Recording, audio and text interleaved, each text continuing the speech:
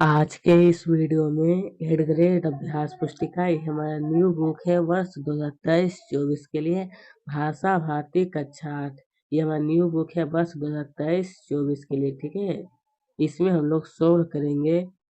यहाँ पर आप देख सकते हैं इसका मैंने अच्छी तरह से पीडीएफ बना लिया और यहाँ पर आपको बिल्कुल क्लियर दिखाई देगा, ठीक है। पाठ 13 दिया है कि ना यह समझो कि हिंदुस्तान की तलवार सोई है। इस पाठ में जितने भी प्रश्न होगा सभी को एक एक करके सोल्व करेंगे। यहाँ देखिए सबसे पहले पूछा है कि बहुविकल्पीय, जिसमें आपको कहा है सही उत्तर छाट कर लिखने के लिए आपको ऑप्शन के साथ इसका उत्तर बताना है।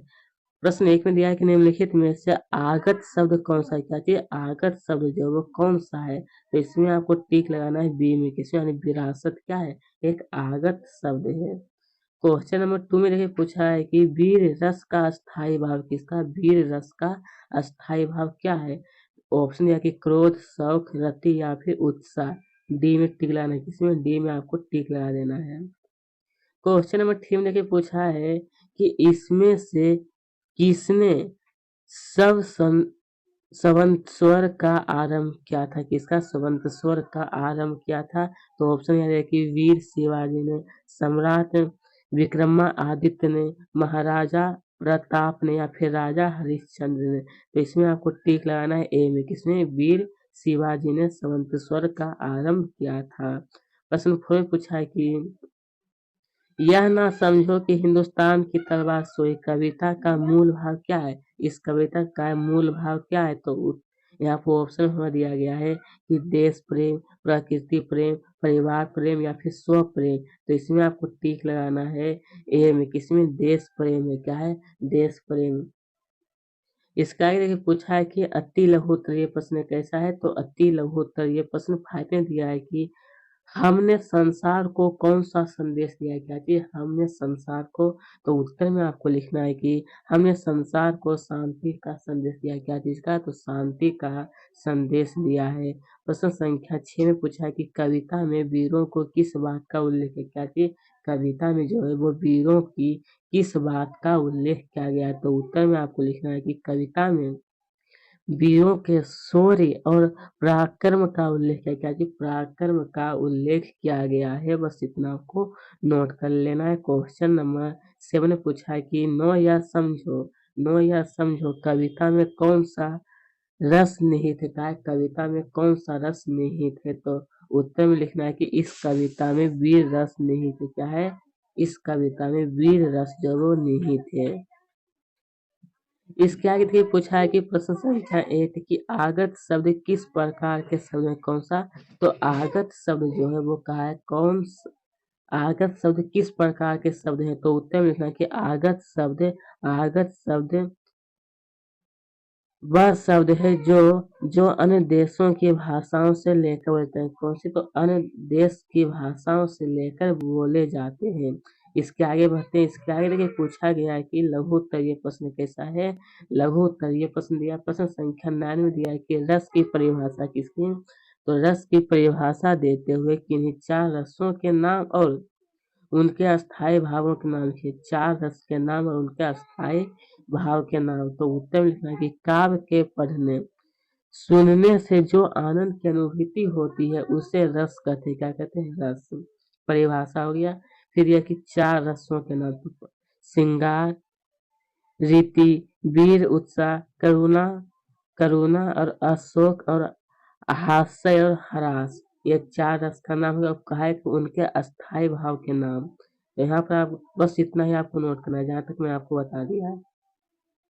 इसके आगे देखिए पूछा है प्रश्न संख्या 10 में दिया है कि ना यह समझो कि हिंदुस्तान की तलवार सोई है से क्या अर्थ है? इसका जो है इससे अब क्या अर्थ है इसका? तो उत्तर लिखना है कि इसका आशय है कि ना यह समझो कि हिंदुस्तान के वीर दुर्बल है। दुर्बल का मतलब होता है कमजोर।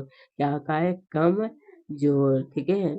इसके आगे हम लोग बढ़ते हैं। अब इसके आगे देखिए मैं पूछा गया है को प्रश्न संख्या 11 में दिया है कि लहू देंगे मगर इस देश की मिट्टी नहीं देंगे। क्या चीज? लहू का मतलब होता है कि खून।